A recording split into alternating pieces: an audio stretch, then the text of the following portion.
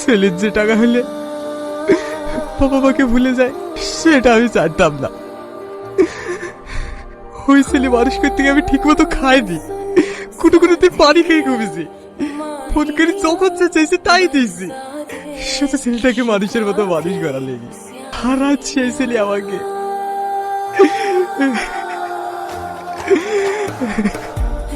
আব্বা কি হলো তোমার?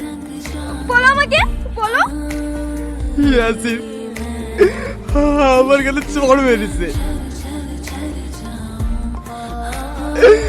আর বলিস আমার গা দেখে দুর্গন্ধ।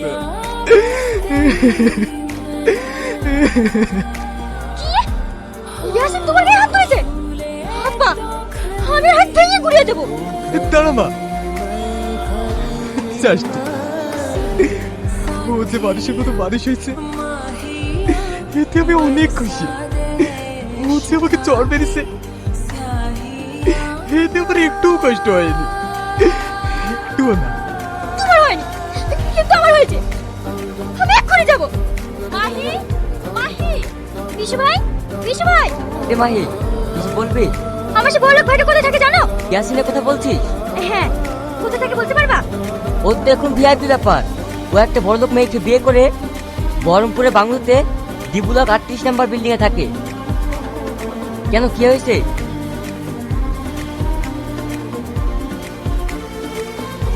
মাহি তুই কি হলো? কে তুমি? ওকে মারছো কেন? ওকে জানো? হ্যাঁ জানি, ওটা আমার ভাই।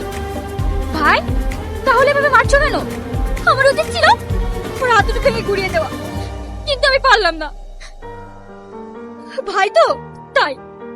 মাহি খবরদার, খবরদার তুই ওর নাম ধরে আমাকে ডাকবি না। পয়সা তোমকে তুই আজ অন্ধ হয়ে গেছিস। যে বাবা খেয়ে না খেয়ে তোকে মানুষ করার জন্য তার সর্বোচ্চ শেষ করে দিয়েছে, আর তোর সেই বাবাকে চোর মারতে দিতে হলো না।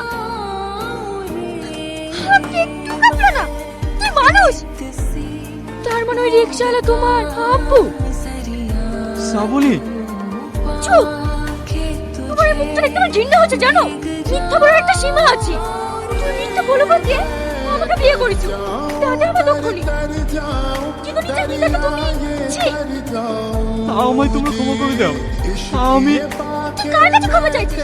ক্ষমা যদি চাইতেই হয় তুই আব্বার কাছে কি ক্ষমা চাগা। হ্যাঁ, আমি তাই যাব।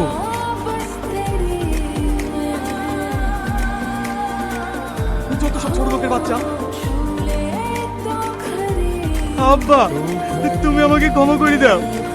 ক্ষমা কি রে? তুই যে নিজের ভুল বুঝতে পেরেছি, আমার কাছে ফিরে এসেছি, এতেই আমি অনেক খুশি। আব্বা, মা, আমি বড় ভাইয়ের গায়ে হাত তুলেছি। বেশ করেছি, আমি বড় হয়ে যেটা দেখতে পাইনি, তুই একটা জন্মের সবকিছু পরিষ্কার দেখে দিলি। আমি অনেক অন্যায় করেছি। মা, আব্বা, তোমরা আমাকে ক্ষমা করে দাও। মা, ছোটবেলায় আমার মা মারা গেছে। ভাইয়ের ভালোবাসা কি তাও আমি জানি না।